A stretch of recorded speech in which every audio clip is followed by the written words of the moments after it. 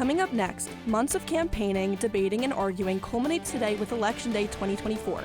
We check in with both presidential campaigns and our local polling places. Plus, the latest on the legal battle over mail-in ballots here in Pennsylvania. And the nation's eyes were on Penn State over the weekend as two national football shows drew thousands of fans on campus ahead of a huge Top 5 game. The Center County Report starts now.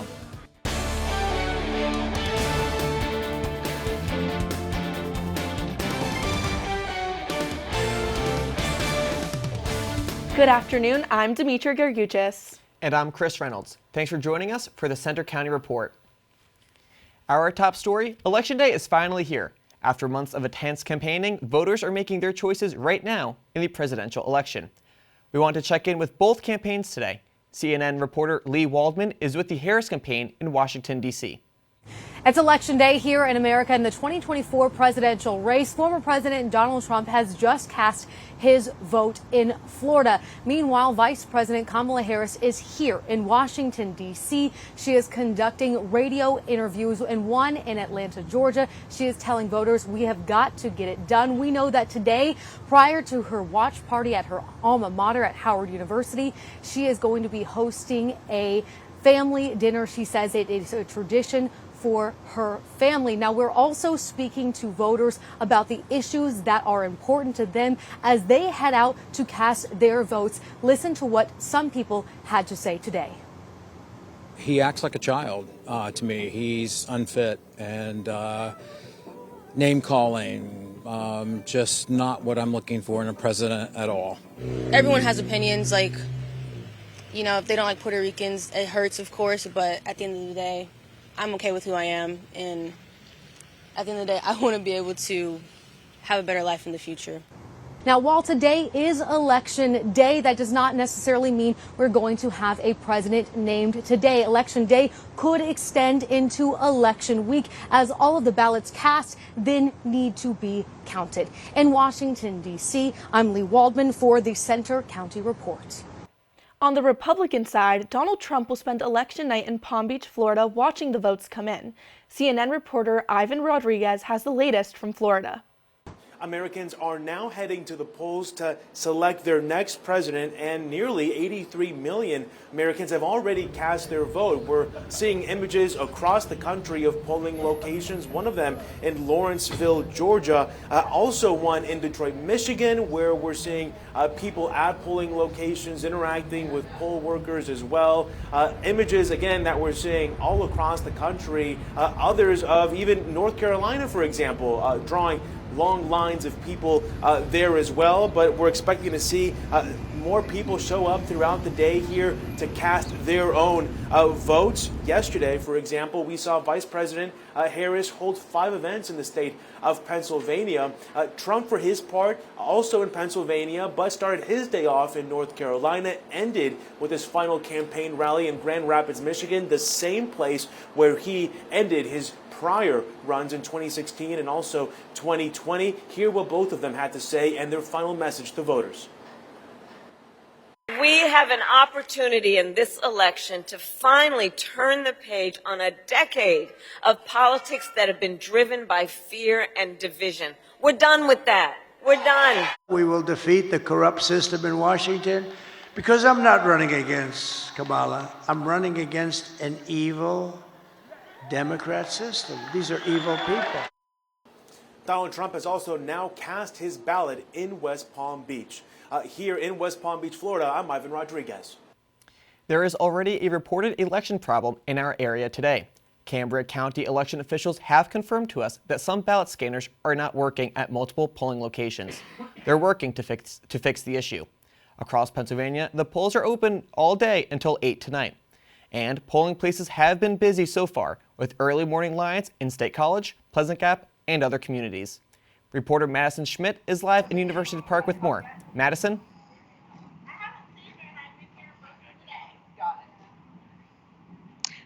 Thanks, Chris. I'm here at the Hub on Penn State's campus, where students who are registered to vote on campus are currently casting their ballots for the 2024 election in Alumni Hall. Polls across Center County have been busy since 7 a.m., with Pennsylvania residents making their voices heard in one of the most important swing states in the country. Reporter Declan Stablo was at the polls this morning as residents cast their votes. After months of campaigning, rallies, and debates, it's finally Election Day. The big race bringing out voters is, of course, the presidential ticket. Polls opened at 7 a.m. across the state, and polling places were busy throughout the day. We visited several in State College and talked with voters and volunteers. This election is probably the most significant determining factor in how our country is going to progress in the next coming years, and probably in the future. Outside the municipal building, Borough Council members handed out election information. They may know the top of the ticket, but they don't know the local candidates. So this is just something we're giving out if people want it, to have a guidance on who's there in the rest of the ticket. Central Pennsylvania has been front and center in this presidential race. It's drawn visits from Donald Trump, along with other political figures including Alexandria Ocasio-Cortez, Vivek Ramaswamy, and others. Pennsylvania is a key swing state, and some experts believe it could be the key to the entire outcome. Behind me, students and locals alike are already showing out to the polls, eager to do their part in determining our country's next president. Even voters from out of state are aware of the importance PA holds in this election. Just doing a lot of research and talking to my friends about it, considering it's more of a swing state versus New York, I figured depending on who you're voting for, it matters more. In State College, I'm Declan Stablo for the Center County Report. Polls across Pennsylvania close at 8 p.m. tonight. You are allowed to vote after the polls close as long as you were in line before that time. If you're unsure of your polling place, visit vote.org to find your correct polling location. If you're voting for the first time in Pennsylvania, make sure you have an acceptable form of ID with you. Live on campus, I'm Madison Schmidt with the Center County Report. Thanks, Madison. There are 11 races we're covering today in Center County, from president to state lawmakers. Reporter Thomas English shows you the political seats that voters are deciding. At the top of the ticket is the close fight for president between Kamala Harris and former President Donald Trump. The two have been visiting Pennsylvania often this election season because of its critical swing state status. One of our U.S. Senate seats is on the ballot. Democratic incumbent Bob Casey is trying for his fourth term, while Republican Dave McCormick hopes to unseat him and help his party regain Senate control. In the state attorney general race, Michelle Henry isn't running for another term, so Democrat Eugene DePasquale and Republican Dave Sunday face off. DePasquale served as Auditor General in the past, and Sunday was York County's district attorney. Incumbent Auditor General Tim DeFore, a Republican, is seeking a second term. His opponent is Democrat Malcolm Kenyatta. Democrat Aaron McClellan battles incumbent Republican Stacey Garrity for Pennsylvania Treasurer. Garrity was first elected in 2020 and is looking for a second term. In U.S. House District 15, longtime incumbent Republican Glenn Thompson hopes to win the same seat again. Democrat Zach Wilmer is his challenger. Republican Chris Dush seeks re-election after his first term in State Senate District 25. Democrat William McGill looks to replace him. In State Senate District 35, Republican incumbent Wayne Langerholz is running unopposed. He's been in office since 2016. Incumbent Democrat Scott Conklin aims to win re-election in State Legislative District 77. He's finishing his 18th year in office. Republican Marie Labrizzi is trying to unseat him. Democrat Paul Takak is going for re-election in State Legislative District 82. Republican Therese Holland is his opponent. And incumbent Kerry Benninghoff is running unopposed for re-election in State District 171. He's held the office since 1996. I'm Thomas English for the Center County Report. We'll bring you live election coverage tonight with a special report as the polls close at 8 p.m. Then we'll bring you live updates hourly with race results throughout the evening. You can also find updates on our Center County Report social media channels. There has been lots of legal action related to this election here in PA. The U.S. Supreme Court has rejected an emergency appeal from Republicans that could have led to thousands of provisional ballots not being counted in Pennsylvania. The justices left in place a state Supreme Court ruling that elections officials must count provisional ballots cast by voters whose mail-in ballots were rejected. Meantime, more than 4,000 mail ballot applications have been challenged across 14 Pennsylvania counties, leaving election officials to decide voter eligibility during hearings that will extend well past Election Day. A group of student journalists from Scotland is here today to cover the U.S. election. They're from the University of Strathclyde in Glasgow, Scotland, and are spending this week in State College and Philadelphia. They told us it's a unique chance to see the American election in person. I think you can tell there's a lot of passion in this country for it. I think sometimes from an outsider's perspective you don't get to see what people's experience are, and I think getting to watch everyone, especially on campus here, I've noticed straight away when we came in there's people canvassing, there's so much support out there, and it's just great to watch. The atmosphere has been interesting. We've spoke to some really interesting people, but on the whole it's just been a great opportunity so far. The group will watch election results tonight in State College and head back home later this week. Still to come on the Center County Report. Will our nice stretch of weather continue this week? We check the 7-day forecast. Plus, Penn State will now house some historic U.S. documents. Also coming up, a look at the dueling football shows that drew thousands of fans at Penn State over the weekend.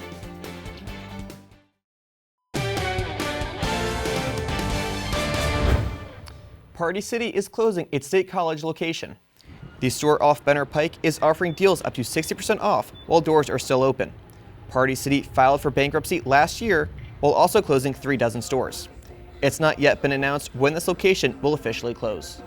State College was the center of the college football world over the weekend, with a huge top 5 matchup and national pregame shows on campus. Reporter Isabella Cahill takes a look. Take your pick, Big Noon or Game Day. Dueling national pregame shows made Penn State the center of the college football world on Saturday. I'm at ESPN's Game Day when Fox Big Noon kickoff is right up there. Both these networks are going to be taking place tomorrow for the game against Ohio State. It began with set construction days in advance outside the BJC. Then came Saturday. An early wake-up call, and thousands of fans turned out for a chance to cheer on the Nittany Lions and appear on national television. So I think it's really cool that they're here. You know, Big Noon Kickoff wouldn't be here without ESPN's Game Day, and they're friends. Ohio State fans were also here in force. I definitely like College Game Day better, you know, but Urban Meyer being over there, I also like that part of it, yeah. It was the second time Big Noon has visited this season. For Game Day, it was returned to the State College for the first time in several years. Lots of cameras and attention on Penn State ahead of the big game. On campus, I'm Isabella Cahill for the Center County Report. We'll have more on the game and what's next for Penn State football coming up in sports.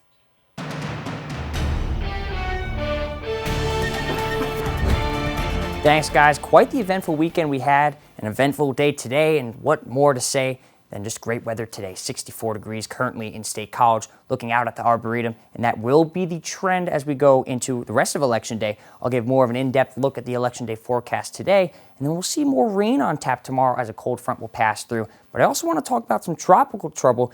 A system that's brewing thousands of miles away could impact our weather going into the weekend. So let's look at the radar right now. We are seeing some scattered showers move into Center County, but really that is not a lot of what we're seeing here as compared to over here. A low pressure system is moving its way eastward towards the Midwest, and a lot of the states, especially the swing states, Michigan, Wisconsin, they're contending with some not so good conditions as compared to here because of a high pressure system that we're seeing. Let's take a look further of what's going on in the Election Day forecast. 69 degrees in lunchtime as of right now, but going into the afternoon, we'll be contending with nice warm conditions, 72 degrees, about 15 degrees above average. And then when those polls close at 8 p.m., it will be breezy at times, but still, the recap of this is it's a really good day to vote and get out there. It will bottom out at 57 degrees tonight with partly cloudy conditions in the early wake of the front that will be passing through tomorrow. I'll time that out right now. 7:30 a.m. Wednesday is what we're seeing as that rain begins to move into the center portion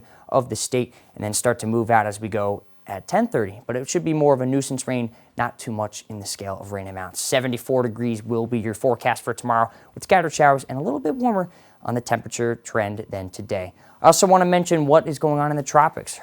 Tropical Storm Rafael, currently a 60-mile-an-hour tropical storm, could impact our weather this weekend as it moves up towards the Gulf of Mexico and makes landfall somewhere in the Gulf.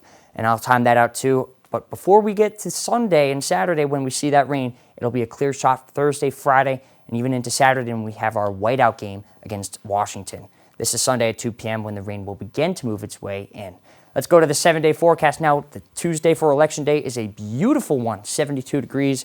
Warms up slightly on Wednesday with that shot of rain. And then going into the weekend, looks nice until we have another shot of rain. But the thing is, this weekend, it will be nice and warm. Yeah, I'm really glad for warm weather for the whiteout game. I do not like the cold and I do not like the rain. Absolutely. Same here, and also happy that Election Day has some pretty good weather here in PA. Now over to you, Hannah, with sports. After a long off-season, Penn State men's basketball made its much-anticipated return last night with the season opener at the BJC. And we're also taking a look back at the Nittany Lions' biggest game of the season so far and what lies ahead.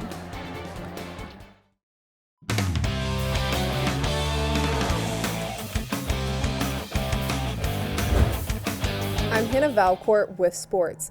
Penn State football has dropped to number 6 in the rankings after yet another tough loss to Ohio State on Saturday. It was a familiar scene for fans at Beaver Stadium. Penn State faced the Buckeyes in a huge top 5 game, with the Nittany Lions looking for their first win against Ohio State since 2016. College Game Day analyst Desmond Howard talked before the game about the likely keys. What happens in these games is,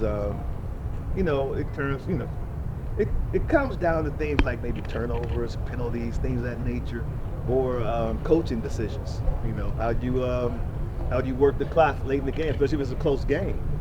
How do you manage the clock and things of that nature? And so then that's when you see the coaching differences that you may not see when you're playing an inferior opponent. Drew Aller and his offense started working their way down the field early, but Ohio State held the Nittany Lions to a field goal. On Ohio State's first drive of the game, Will Howard's pass was intercepted by Zion Tracy as he raced from the Buckeyes' 31 to the end zone for a pick six. Penn State was up 10-0. Then it got tough. Ohio State's next possession, Emeka Egbuka, scored a touchdown. The game featured back-and-forth calls and some controversial ones. Penn State failed to score an offensive touchdown the rest of the game, while Ohio State's running game walked all over the Nittany Lions defense. Looking at this game from a coaching standpoint, Ryan Day and the Buckeyes had the upper hand on coaching decisions. James Franklin talked after the game about what Penn State needs to do going forward. And we have an opportunity moving forward to right some wrongs from today. And that's what we're going to focus on. College football playoff polls will be announced tonight. Saturday's whiteout game against Washington is set for an 8 p.m. kickoff, and you can listen to the game live on Penn State Com Radio with our broadcast team at Beaver Stadium. Former Eagles center Jason Kelce apologized last night for an incident between him and a fan during his visit to State College on Saturday. A viral video showed a heckling fan use a slur about Kelce's brother Travis. The retired NFL player turned around, grabbed a cell phone, and spiked it to the ground. Kelce apologized for his reaction before the Buccaneers and Chiefs game. To high school football, it's playoff season for many District 6 teams in our area, after the Whistle Porter Massimo Manfra has more on number 1 seed Penn Cambria's dominating win over Central in the first round of the 3A bracket. Penn Cambria Panthers and Central Dragons have faced off 3 times over the past 3 seasons in the playoffs, with Central coming out on top each of those times. The undefeated Panthers, led by Gavin Harold, have other ideas, though. After a dominant regular season, Harold picked up right where he left off. Amazing. It's always great winning a big game, and couldn't have done it without my brothers. Harold had 3 touchdowns and an interception on the night. Your seniors, player like Gav, are your best players because they're your hardest workers right now, and he's done an outstanding job. He's so versatile on both sides of the ball. We can put him in so many different places on offense. You've seen that. With Harold's performance, the Panthers defeated the Dragons 33-0, breaking their playoff losing streak against Central and keeping their undefeated season alive. The last time the Penn Cambria Panthers went undefeated was 1989. Nick Fellis was just a 6th grader watching his older brother Carmen quarterback that team. 35 years later, Nick Fellis is now the head coach of Penn Cambria, leading the Panthers on a playoff run. to be able to do stuff that they were able to do is awesome. But we talked about the qualities that team had, the grittiness, the toughness, the determination. This group's the same way. On a cold night, the Panthers defense showed up, shutting out the Dragons and keeping their hot streak alive. For After the Whistle, I'm Massimo Manfra. You can see high school football highlights and post-game reaction Friday night on After the Whistle. That's at 11:30 p.m. on our YouTube channel. Penn State basketball had its opening night for the men's and women's teams last night. The Lady Lions beat Bucknell. As for the men's team, the Lions dominated Binghamton 108-66 at the BJC. That was their first 100-point game in regulation since 2009. Zach Hicks led the way, scoring a career-high 22 points, and Ace Baldwin Jr. contributed 15. Penn State's defense was relentless, forcing 21 turnovers and racking up 16 steals. They're back in action against UMBC on Friday. Penn State men's hockey hopes a return home will help their two-game losing streak. They lost a pair of close games over the weekend at number 4 Minnesota. Those scores were 3-1 and 1-0. Saturday's game was especially heartbreaking as the Gophers scored on a redirected point shot with just 26 seconds left in regulation. Penn State next faces Wisconsin this weekend. That's all I have for sports. Now back to you, Demetra and Chris. Yeah, it seems like it was a really tough weekend for hockey and football, but at least basketball's back and got to a hot start. Personally, I'm looking forward to the whiteout game being a night game this year.